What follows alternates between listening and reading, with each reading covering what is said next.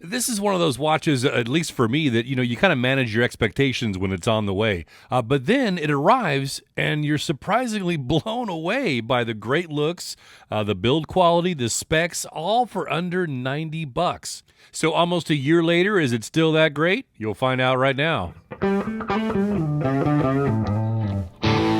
Hey now, I'm Whit. Welcome back to the channel. Yeah, I'm showing you the Pagani Design PD-1701 on this aftermarket FKM Tropic style strap. Now, I did get it on the bracelet, but I had an issue with this. I'll tell you what that is in a little bit here.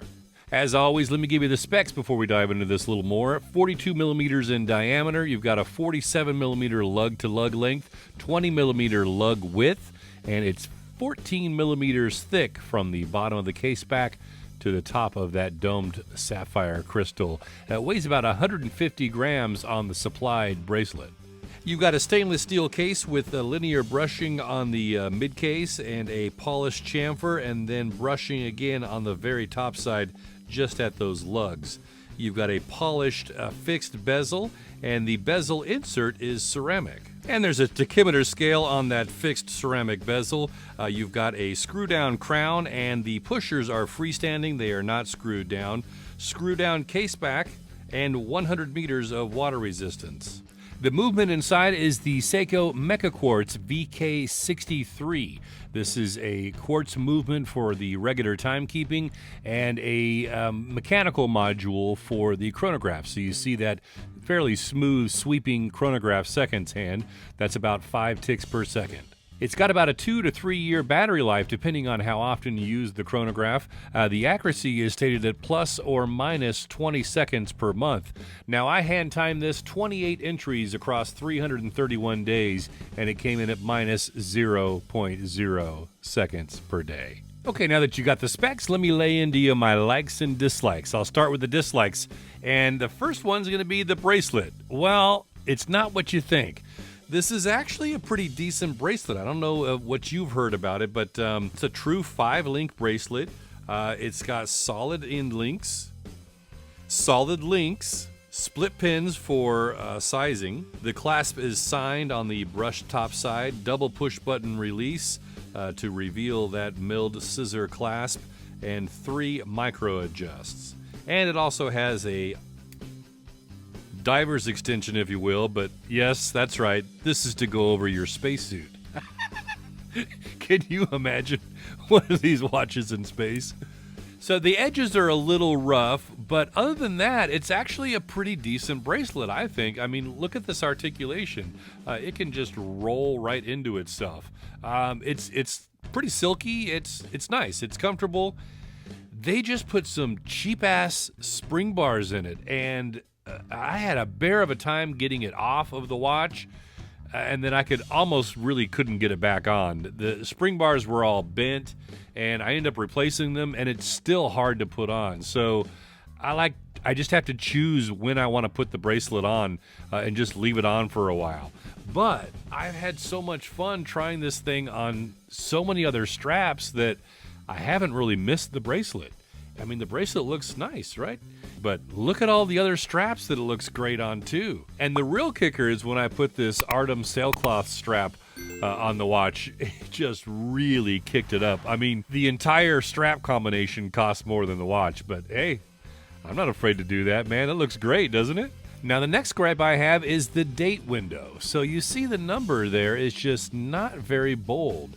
Now, I think, to give them a little credit, that it might be on purpose to kind of match the intensity of the chapter ring, but just from a distance, you can barely see it. I mean, it just goes away. Now, as a bonus, for those that don't really like a date complication, you may prefer it because it really kind of disappears. But if you do need it, you can, squint down and look a little closer and see it. So who knows? Maybe it's a win-win, but I'd like it to be a little bolder. Now, the lume's not that bright, and it doesn't last very long, but hey, I mean, And then a bummer limitation to the chronograph, the 60-minute timer here, that's all you get.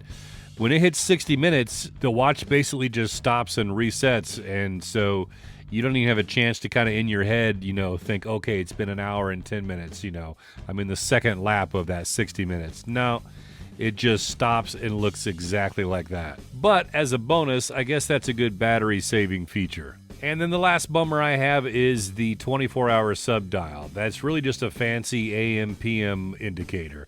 It is slave to the main handset, so there's no way for you to use it for a second time zone. So just kind of a wasted complication for me. But I guess you could use it, as a quick conversion for military time if you like.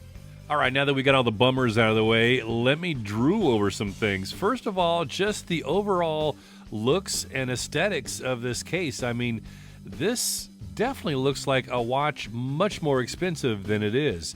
That glossy bezel insert just looks spectacular. The domed crystal with those curved edges adds all that nice distortion that I love. And this classic stark white handset and indices on a black dial. Just great contrast and legibility. And this Seiko VK63 Mechaquartz movement is absolutely phenomenal. The accuracy can't be beat. You heard my readings, 0.0. I mean, there's none better, right?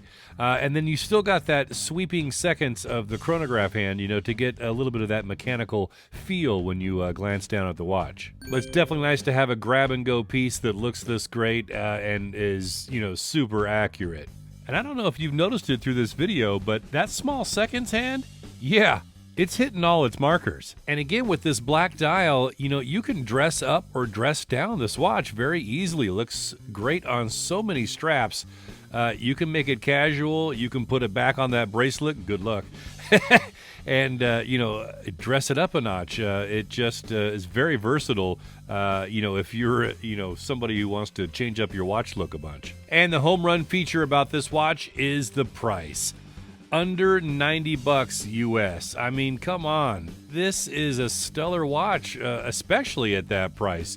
But, just the build quality, the overall feel and look of it, you can tell that it's a well-built watch. Some people definitely have problems with the name on the watch. I do as well. But I've very easily gotten over that. And to tell you the truth, the chronograph hand kind of hides it a little. But honestly, I bought this watch because so many people in comment sections of other MoonSwatch videos said that this is the one to get. Just don't even mess around with the MoonSwatch. Go ahead and get a nice steel case, and get the look of the Speedy. And they were right. I was pleasantly surprised. This was my first Pagani, and I wouldn't shy away from buying another one if there's another that caught my eye. The watch has held up great. It's durable, it's accurate, and that's just a steal. If you want to pick up one for yourself, I've got affiliate links down below in the description for Amazon and AliExpress. Hey, thanks for watching all the way through. Maybe check out this video next. I'm Whit with so many watches, so little time and money.